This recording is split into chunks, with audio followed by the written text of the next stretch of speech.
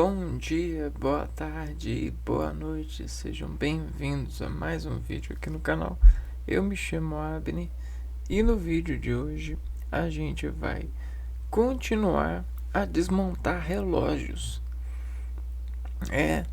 Essa analogia que a gente está utilizando de relógio, porque coeficientemente é isso que desintegra história em um tempo e cientifica essa organização para nós. Então essa desponteiralização converge em um sentido de ecossignificação do tempo. Então a gente consegue meio que renderizar voltas no tempo a partir desses descontos de ponteiro que ficaram vetorizados nos registros, né? Não é bem assim que acontece, só que cada tempo ele tem um relógio diferente e esse relógio ele tem as suas marcas por destemperamento daquele momento, né? Então os registros eles têm isso, só que esse destemperamento descarrega em nós hoje em dia não só a predilecência de saber o que aconteceu, como ser causa e efeito disso, né? Nós somos reações de tudo isso, né? Se tudo isso não tivesse desconstruído gradativamente, bloco em bloco, eixo em eixo, ordenada em ordenada, o que nós seríamos, né? Não é verdade? E por sermos, eu acho que é uma obrigação da nossa conta, antes de chamar a atenção para o nosso convencimento, para o nosso lado, a gente tomar nota das atenções que já chamaram, porque a gente utiliza elas, né? E aí, se a gente utiliza elas, por que não tomar nota do porquê? Só que para quem que a gente vai perguntar, sendo que ninguém tem uma resposta que nos serve, né? Você vai perguntar para sua professora, a resposta dela nunca vai te servir, né? Você sempre vai criar uma ilusão de servidor, né? De servidor de contas, pois o seu interior sabe que aquilo não está descontando bem, porque você precisa de fazer o processo de indexação de pensamento e fazer o embrião na mente, né? O embrião na mente desse conto, dessa sabedoria nascer e de cercar você, destratar você de saber desse acontecimento. Ou seja, todas essas influências de contas, de vocações, de organizações têm um motivo. O motivo está na busca do ser de descontar aquilo que é. Existe um desconto, né? E aí as pessoas elas vão descontando, né? Comunicando e melhorando a forma de descontar, né? Elas se organizam para descontar, fazem reunião para descontar desde a Grécia Antiga, né? A gente tem lá na Ágora filósofos, as pessoas da cidade se reuniam para descontar uns nos outros aquilo que achavam que estava errado ou que deveriam melhorar, né? E a arte ela nasceu com o propósito de descontar mais fino, porque as pessoas começaram a ficar temerosas ao descontar delas, porque as pessoas começaram a observar das outras pessoas que quando elas descontavam, elas eram muito questionadas. Então o volume da sensibilidade do outro era desavolumado pelo outro, né? Não conseguiam entrar em equilíbrio e nem descontar. Então foi aí que nasceu a arte de descontar em vários tipos de silêncio, em vários tipos de artes. Até mesmo na investigação dos descontos, né? A gente tem a investigação dos descontos, que é o seguinte: você chega na loja e você é hidratado por câmeras que descontam saber aquilo que você tendenciosamente vai descontar na loja, desescolhendo, chorando pelos corredores, né, dizendo a si mesmo o que levar. Então é isso, entendeu? É só isso. Então, quando as pessoas elas têm lugar na natureza para descontar, elas descontam e vão aprimorando os seus descontares, porque o descontar faz bem. E quando ela desconta bem, ela recebe bem a uniformidade do seu desconto, ou o valor do seu desconto, que é o trabalho, em outra resolução. A agricultura fez isso. E a arte tem feito isso para muitas pessoas. A arte é uma motivação, é um incentivo para as pessoas aprenderem a se descontraírem, até que elas consigam alçar voo para descontrar. O que? Um arco reflexo de bater asas, no sentido, ó, bater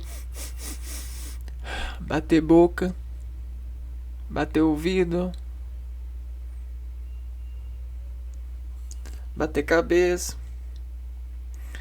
bater o que for que tiver que bater para descontar, o que for, né? O que for necessário, mas com a colocação dos manifestos, das revoluções, de todos esses empreendimentos, né? Esse crescimento social trouxe muitos avanços e muitos desavanços, porque os descontos de alguns começaram a ter que servir para outros. Você entende isso? Então,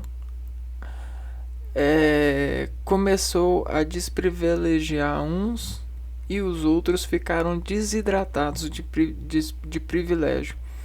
E aí você vai ver os descontos, eles foram mudando ao longo do tempo.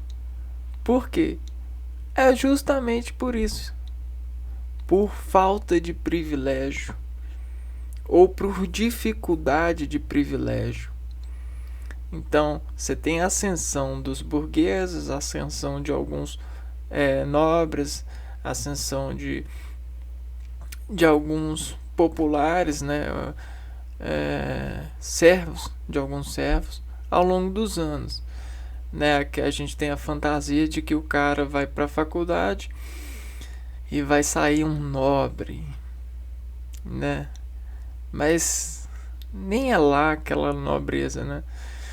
Toda. Mas a gente tem a ilusão. A gente cria essa ilusão, porque a gente meio que cria o efeito desigual por saber de algo que a gente acredita que o outro não sabe. Mas por natureza, todo mundo sabe de sentir. E esse é o propósito de saber, das sensações, das buscas, dos descontos. É a única coisa que a gente precisa descontar. E aí as pessoas elas sabem disso, os artistas sabem disso. E voltando a esse ponto, ó, a única coisa que mudou nesse processo de desconto é essa gravidade do privilégio. né? Essa resolução de privilégio. E aí, alguns, né, a gente tem visto nesses relógios desmontados que alguns começam. Existe uma sociedade que começa a se revoltar com o privilégio do romantismo, outro pelo privilégio do naturalismo, outro pelo modernismo. E aí tem os descontos e os artistas e os movimentos que começam a fluir dentro da engrenagem que hoje, atualmente, já flui por naturalmente, né? Natureza. A gente já tem vários combustores, ou seja, reunidores de agentes combustíveis. Né? Quem que são agentes combustíveis? São pessoas que se querem reunir para poder fazer uma revolução, nem que seja uma revolução de faísca de momento, querem se sentir nessa expressão atual. E hoje em dia é possível porque a gente tem tecnologia e a gente tem efeito de revolução, né? Que é o faz de clique, é o faz de visualização, é o faz de onda. Porém a gente sabe que é igual a moda, né? Ao mesmo tempo que vai e vem, volta e vai e vem, né? Então não adianta, né, se perder nisso, porque não, se concentrar muito nisso, porque isso é desconcentrado por natureza. Mas alguns querem ficar concentrados em instantes, porque tem feitiços para isso, tem amizades, tem invocações, né? Ou estão em processo de experiência, né? Não que nós estejamos sem processo de experiência, mas é porque talvez a arte do estudo é entender relativamente como acontecem as coisas, as cadeias, né? E aí desse entendimento encontrar um lugar, né? Uma escolha dentro dessa posição na sociedade. Então talvez sejam só pessoas encontrando suas posições de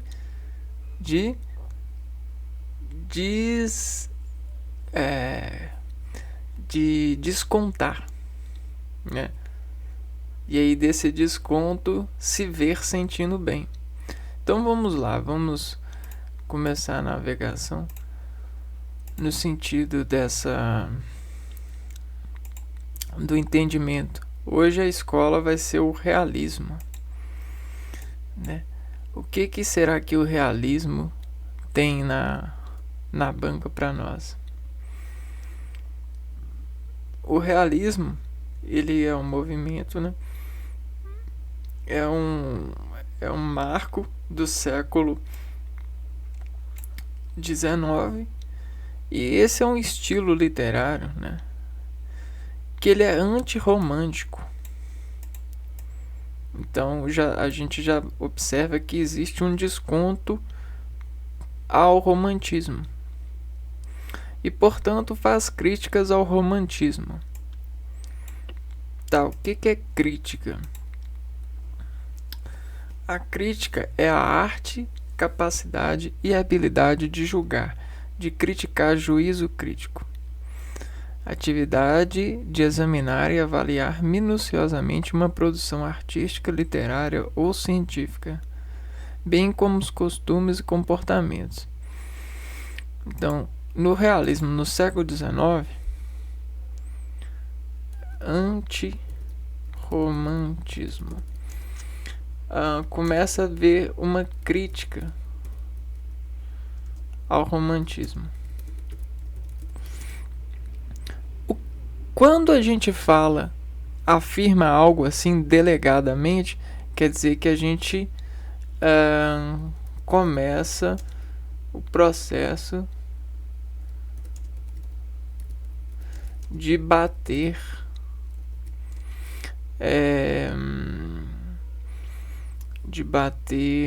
machado, né? Esse processo de Machado é um teste.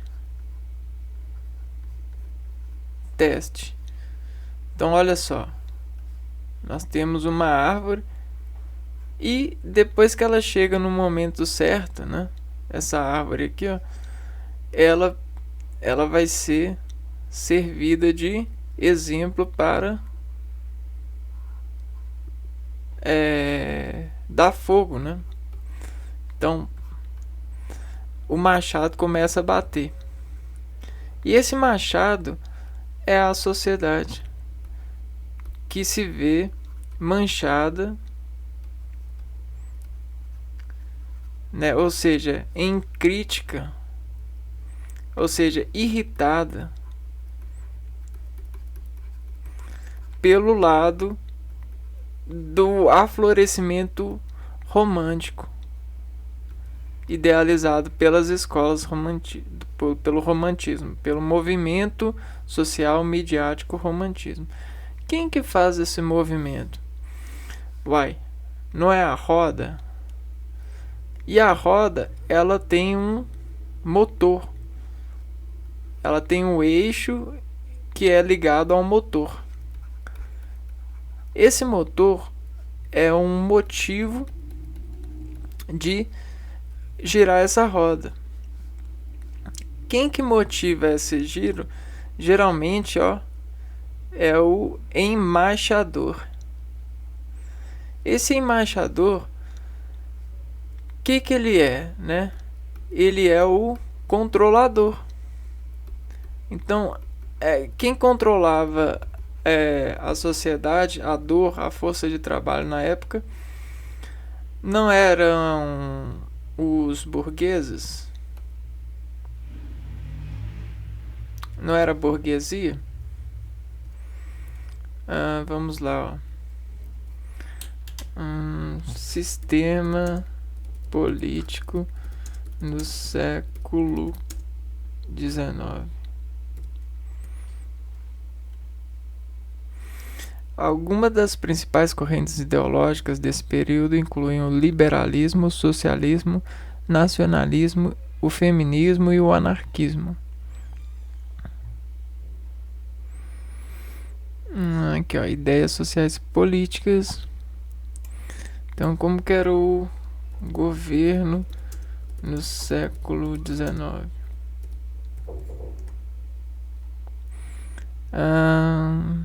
Aí, Dom Pedro II, transformação. Então era reinado ainda, né?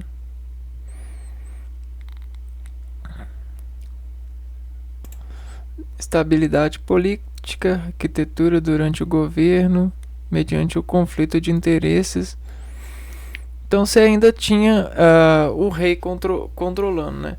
Só que o rei, ele sofria influência da burguesia.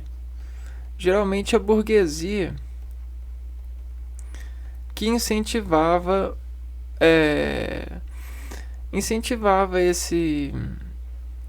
essas escolas artísticas, a arte.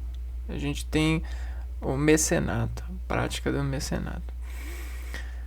Então, por que eles incentivavam isso? Porque isso era um produto do seu temperamento, né? É um produto do tempo que fazia um certo efeito para as pessoas se sentirem motivadas a trabalhar por controlador, para se controlarem.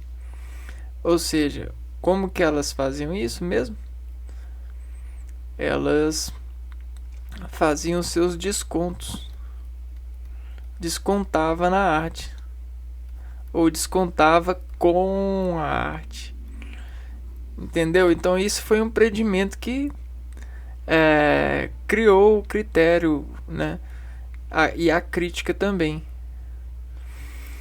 Esse verbo, né, que rege, que tem esse registro que rege, ele vem sendo organizado e pelas escolhas. E a escola é um grupo que faz escolhas para ver qual que é a que para mais, ou que ampara amparar. Parar é uma sinalização que diz que quando para alguém, quer dizer que nós temos essa AM, essa estação aqui, ó, que diz amparar. Quando para alguém, quer dizer que realmente funciona. Como uma flor para um inseto, sabe? Uma flor para um inseto. Quando o inseto para na flor é porque essa flor vale para o inseto. Então isso que fez com que a burguesia, né, criasse essa forma dos seus empregados descontarem com a arte. E eles com a arte de trabalho dos seus empregados, com a sua contínua unificação de controlador. E aí o antirromantismo ele funcionou durante um tempo, só que ele sofreu a crítica, né? E aí esse machado que começou a bater pelas pessoas, eles foram derrubando a árvore e estabelecendo a partir dessas forças aqui, ó, o naturalismo. Então o naturalismo bateu o machado, dizendo que era antirromantismo, né? Por quê? Por causa da introdução do realismo, da preferência. Eles também eram contra a burguesia, né? O realismo contra a burguesia.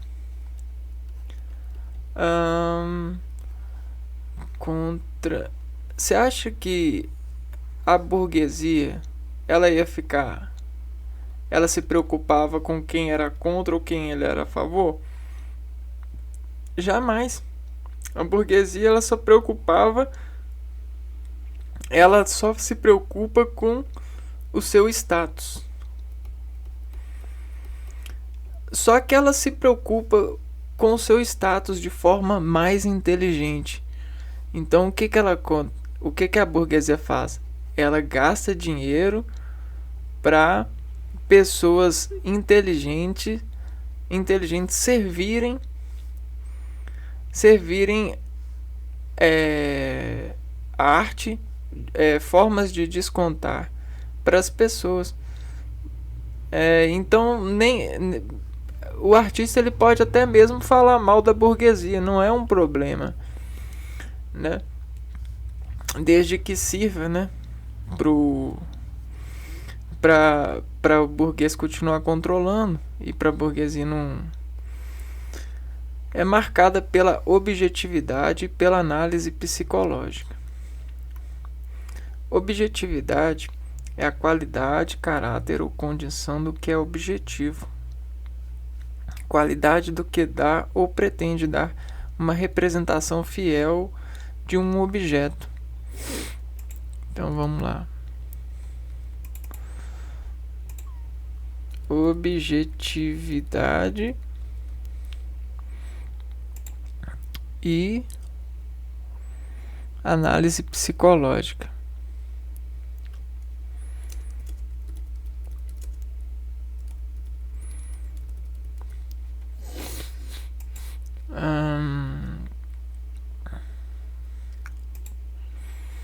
Quando a gente fala de psicologia, a gente coloca uma busca pelo entendimento das desconstruções, né, das formas de descontar dos seres, né? Então vamos ver aqui, ó, o desconto e suas comparações. Lembra que a gente está falando de linguagem, né? E a linguagem que desinforma. Que desinformar, ela cria um empreendimento de formas. Só que essa forma não é destida de expressão. Você tem a forma de fala, né? O lugar da fala e a expressão. Tudo isso para nós nos mostra, grupos de pessoas. Grupos. Então você tem os grupos, né? Uma coleção de pessoas que fala uma coisa assim e se expressa assim, e um grupo de pessoas que fala uma coisa assim e se expressa Y. E aí um grupo que fala assim, que se expressa X, e um grupo que se fala assim, se expressa Y. Então o que acontece? Tudo isso fica subjetivo, né? Os grupos, a partir das análises, deixa por mais que a gente queira organizar esses grupos, né? Organizar os grupos, fica um pouco subjetivo. O que acontece? Quando a gente cria uma forma de cortar, por exemplo, vamos cortar Y, a gente detecta Y e desimunifica Y. E aí a gente coloca esses que estavam aí para X. E aí a gente vai objetificando a forma, né? Então, a objetificação da forma é você advertir que só é X ou é Y, né? E aí desse X e desse Y ver qual que é o maior. É a eleição que fala, né? Eleição.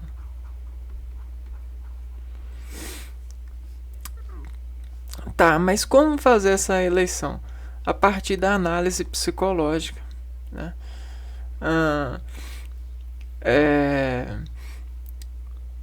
Para as pessoas e para os observadores das pessoas, para as pessoas que buscam hidratar as pessoas com arte,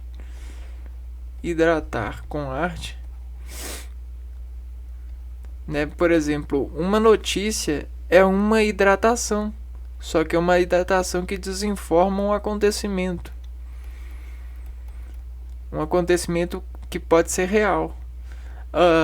Um texto, um romance, hidrata a pessoa com coisas que são possíveis na vida, com ideias, com formulações. Então, isso são bases de informações hidratáveis.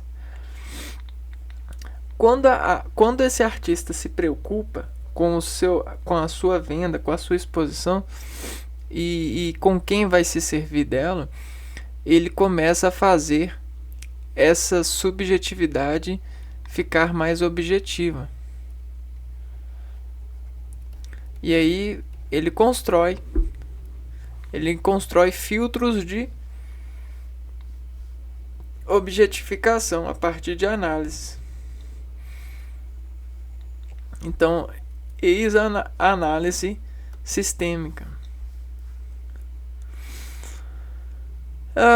Faz críticas sociais e tem como principal temática o adultério feminino. Faz crítica social.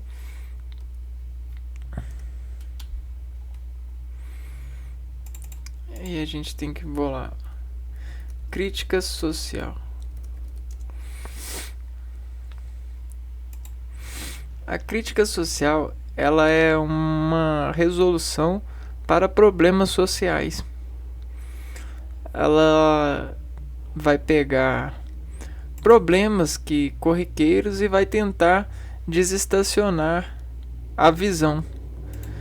Ela é uma melhora de resolução visual para um tema.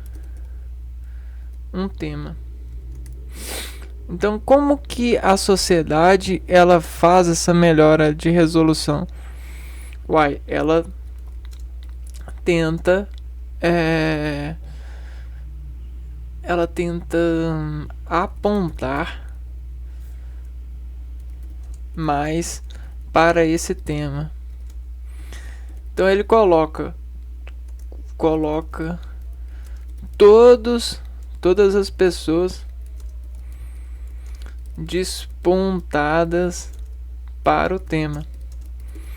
Então, todo o universo matemático, o universo do volume, o universo do volume, ele se diz iguala, se diz significa o tema despontuado. O que é isso? É porque as pessoas elas querem descontar, né?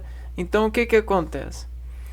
Descontar com o pai, descontar com a mãe, descontar com o primo, descontar com... Então existe esse descontar. Descontar com a educação que tem. E aí descontar com informações do além. O que é informações do além? Informações da crítica. Então a gente tem esse sistema crítico já há muito tempo que desassimila os dois pontos de descontração para uma imprecisão.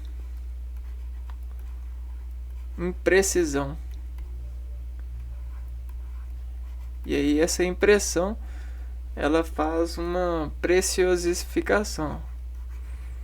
Preciosificação.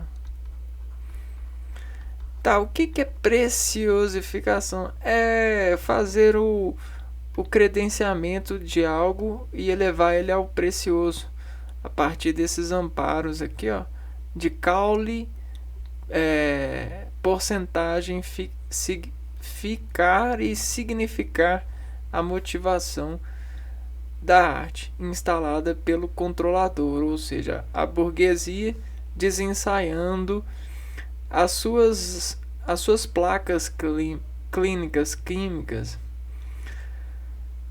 para produzir efeito de temperamento, né? E fazer um desescalonamento de parar ou paralisar você, né? Num sentido que vai saber, ó, se isso aqui para, eu tenho uma escala, né? Então aqui para, então aqui para cá dispara quanto? Aí se aqui eu tenho uma nota, opa, se eu andar mais a isso eu vou ter outra nota. Então eu vou ter um arco dos disparados. E aí o que acontece? O músico entra em ação. Porque o músico ele tem uma seleção de hinos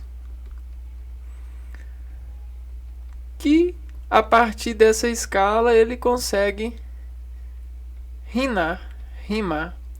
E aí a rima é elevar essa descontava com a arte, elevar a um canto, a um controlador, né? Maravilha. Então isso é a crítica social. Tá vendo como que em uma semana tudo pode estar para a água da hidratação crítica desse vetor crítico? Em um dia, em uma semana, depende da mídia, né? Depende da mídia. A mídia ela pode simplesmente falar, ó, essa semana a gente vai fazer um teste de controle de desimpressão para hidratar as pessoas, e aí a gente vai gradativamente aumentar o volume de uma versão de informação, e aí a gente vai tirar notação disso, né? Então vamos lá, vamos falar que a Terra vai acabar no ano 2000, gradativamente, vamos ver qual que é essa reação. E aí a arte lambe e abusa desse sorvete. Deixa eu só ver o que isso vai fazer com as pessoas. E aí ela desaprende a impressão e se preciosificação, ou seja, ela registra isso.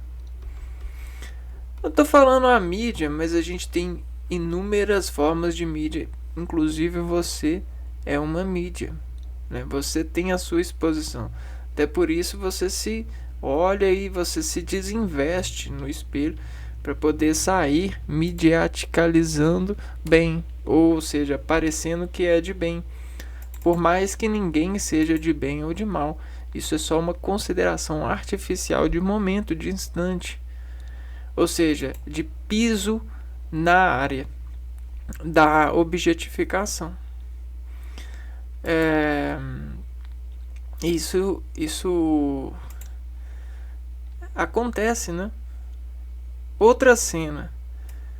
A gente tem um tema do adultério feminino. Uai, como assim? Não é o homem que costuma adulterar? Adultério. O que é adultério?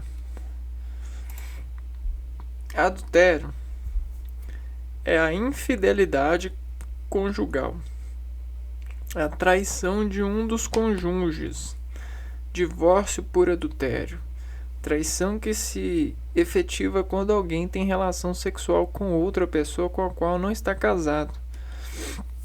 A gente tem uma multiplicidade de imagens e renderizações desse tal adultério.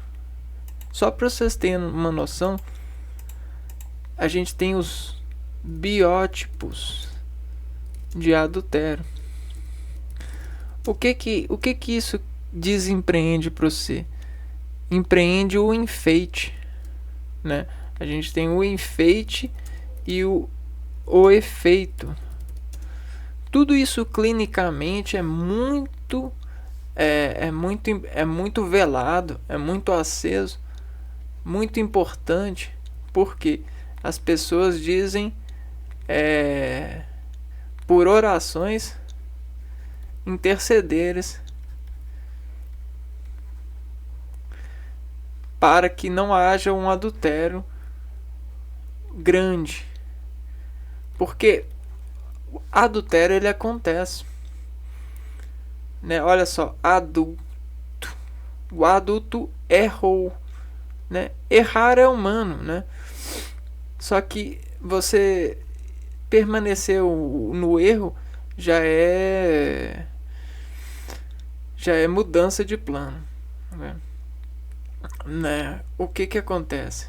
É mudança de plano de vida. Porque uma coisa é que quando a gente escolhe alguma coisa,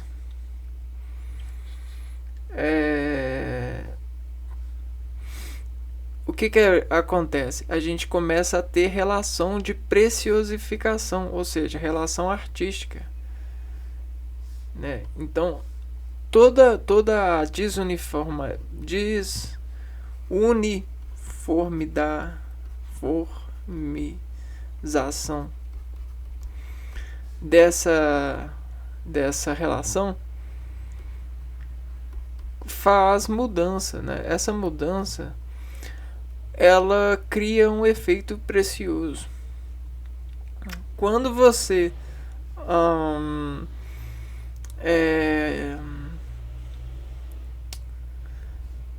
pega essa relação, né? E aí você o tempo que você preserva utilizando e fazendo essa relação, você começa outra, você começa a desistir. Você desistir do ritmo, né? Do ritmo. E o ritmo é sabor, é orientação.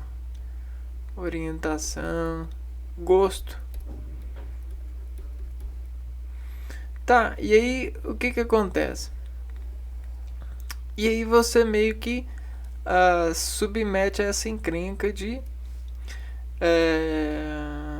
desistir, né? Um volume de desistir mesmo que seja por uma materialzinha assim, ó, te coloca em ameaça de incapacitação. Porque o ser humano ele é bom para tudo. Só que ele se adultera por informações de existência, né? Quando você formaliza a ação de desistência, acabou, né? Você começa a tirar o sagrado de você. Você começa a se ver inferiorando. Então você está indo para o inferior, né? O que é muito errado, porque o efeito ele consegue um plano sagrado quando ele insiste, porque a insistência conhece, né? Conhece o eixo da chegada, o eixo do equilíbrio. Então é mais ou menos isso. E aí o que acontece?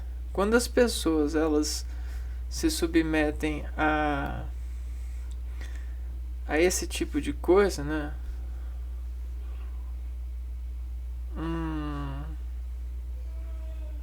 Vamos lá, vamos ver aqui.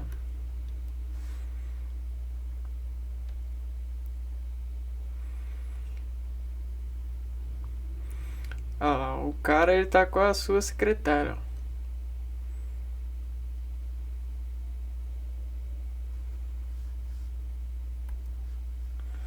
Então, estou cometendo adultério. Olha como é que as pessoas ficam depois.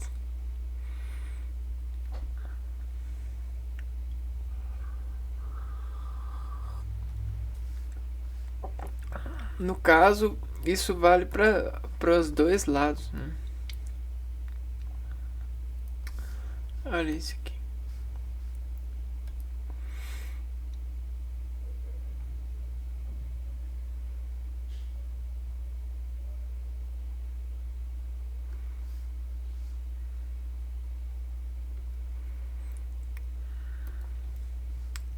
Complicado, né?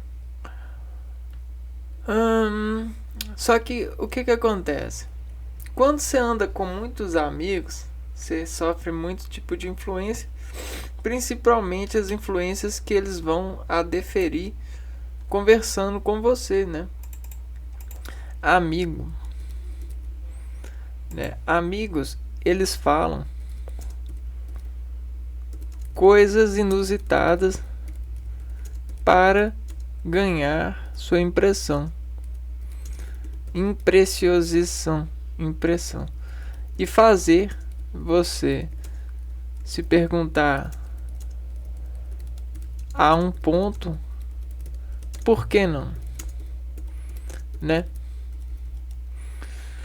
E aí, dependendo dos amigos, é claro, né? Sempre tem isso. Amigos depende dos, né?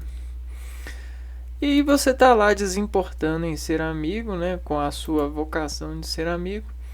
E aí ele tá te interrompendo, né? Fazendo essas investigações de eixos.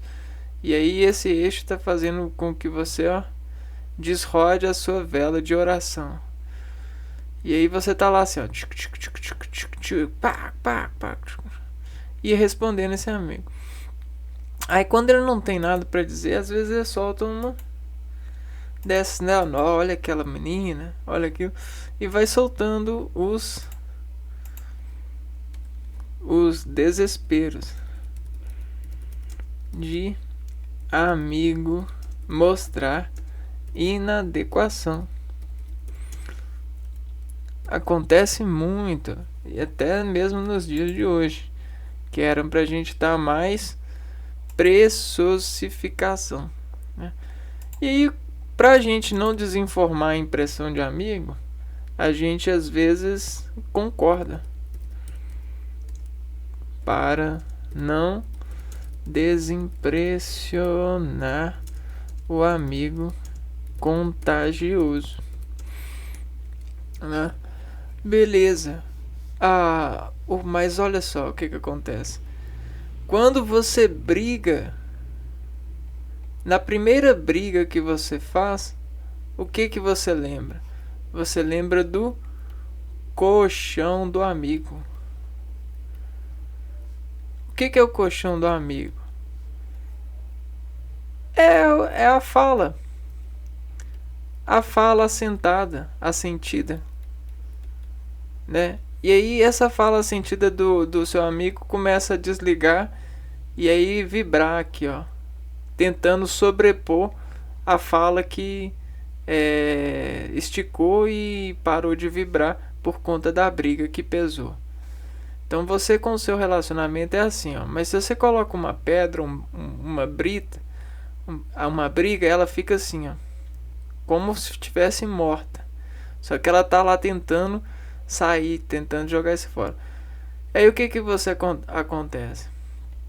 Você começa a ligar outra sintonia, a do amigo. Aí essa começa a balançar você. Aí quando pensa que não, isso vira um tema. E aí nesse tema, nessa época, as histórias começavam a mostrar no realismo que isso podia acontecer, né? Principalmente por parte das meninas, das mulheres. Rolar o adultério feminino é um tema aqui, ó. Principal temático. Adultério feminino. Vamos ver um aqui, ó. Adultério feminino, realismo. No realismo, o adultério subverte o ideal romântico de casamento, ó, que era para ser um ideal, algo que iria esplandecer. O que aconteceu? A dificuldade tombou a árvore e criou uma forma de descontar inusitada. Porém, Machado de Assis, costumava tratá-lo de modo ambíguo, valendo-se, por exemplo, do ciúme masculino ou da dubiedade feminina, que é no caso do livro famoso lá do Machado, né? Bentinho e tal. Com isso, em seus romances, a traição nem sempre é comprovada, ou mesmo que desejada, pela mulher. Não se consuma.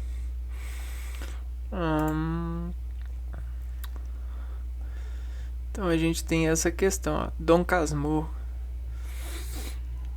Madame Bovary,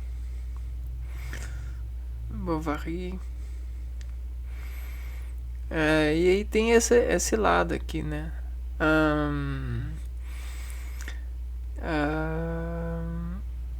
Bom, deixa eu ver aqui.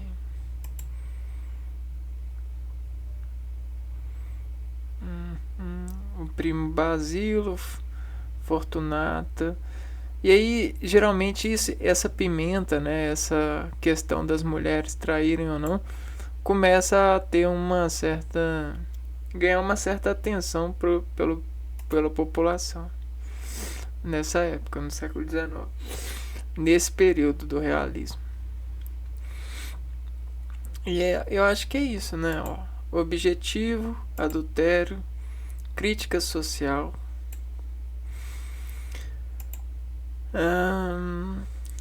uma análise psicológica, né? Mostrar que os sentimentos dos personagens são equivalentes aos sentimentos, né? Aos dramas, esses sentimentos. A mulher se sentiu atraída por outro homem, então se enciumou.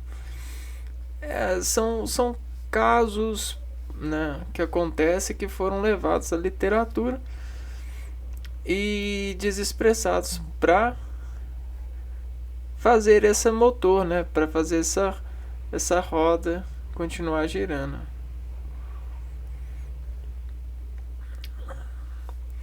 Muito legal, né? A gente precisa de interpretar. essas escolas com é, uma com um lado humano, né, mais perto da gente, porque é mais ou menos disso que se trata. Por mais que a gente não, hoje a gente se veja aparentemente evoluído pela computação, pela facilitação de alguns produtos, pela imagem contando um particípio moderno. A gente tem embalagens, a gente tem conhecimento das luzes, das velocidades, das ambiguidades de encontros de luz e de energias, dos salva-vidas, dos medicamentos, até mesmo dos anjos que se modernificaram com sistemas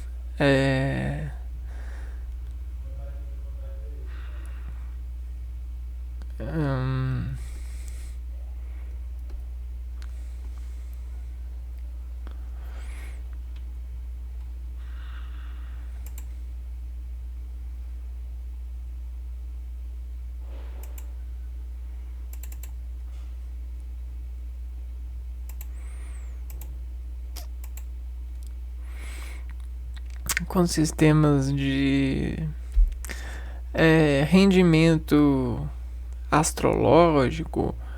Você tem vários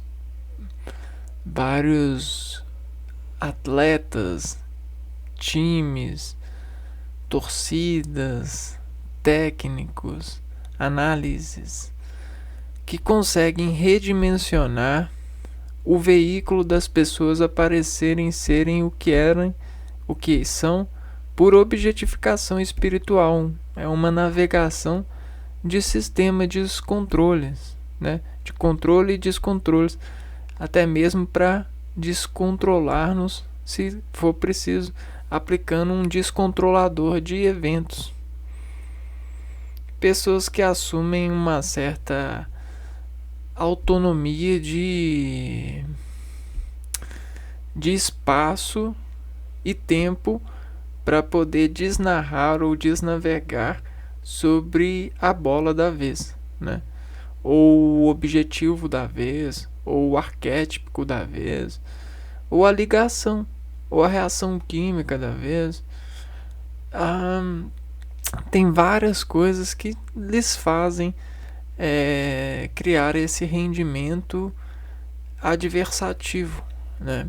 O principal é o poder da igreja, é o poder de Deus. Tem muita gente que se interessa por isso e se alegra por isso, principalmente quando causam reações inusitadas ou inesperadas. Muitas pessoas elas se nutrem e tentam nutrir esses compassadores de dados para que aconteça algo, né? Desconte algo, uniformalize algo ou desformalize. O único problema é que organologicamente isso está fadado a desromper por hierarquização de necessidades de mudança, né? Porque tudo é levado ao organismo e o organismo ele se adapta, né? Então a gente tem esse eixo de garantia. O único problema é quando a pessoa ela quer casar com uma ameaça, com algum desfestilador, né? O desartificador, desefetuador. Aí é um problema porque a pessoa se prende e se dosa sobre esse empreendimento que está fadado a se adaptar no organismo, né? E aí ela espera cobrar amor desse efeito por ser casado. Mas não é isso que... Isso é uma certa ilusão. É um casamento por arte, né? Por artifício. Até por isso que quando as pessoas casam, elas vão na igreja para desromper da igreja esse arquétipo de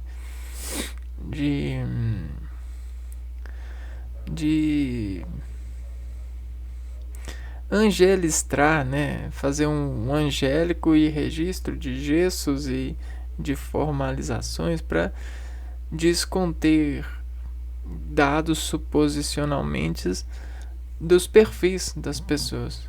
Por mais que elas tentam se diferenciar, a objetividade das resoluções descoam, né?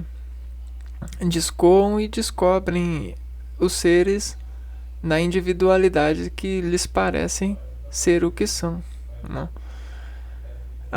É tipo assim, ele quer ser rico ou ele quer ser pobre?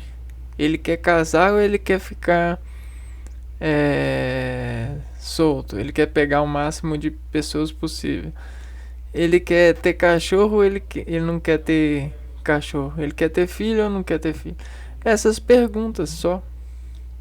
São perguntas assim que supostamente nos revelam e nos dizem o que a gente precisa de esperar para sair um vitorioso, né, nesse processo de chegar à nossa vez. É mais ou menos isso. Até porque tem vaga, tem espaço e tem trabalho para todo mundo, e todo mundo é um bom aprendiz quando se necessita de aprender, ok? E é geralmente isso que acontece. Bom, esse foi o realismo, a escola, e depois a gente vai trabalhar um pouco na próxima escola, na próxima período, tempo artístico, na próxima delegação artística que a gente tem nesse tal de voltar no tempo para poder interagir mais com todas essas mudanças que nos acontecem hoje em dia e já foram alvo de descontos para muitas pessoas, muitos agentes nessa sociedade. Vou ficando por aqui, um abraço para vocês e até a próxima. Fui.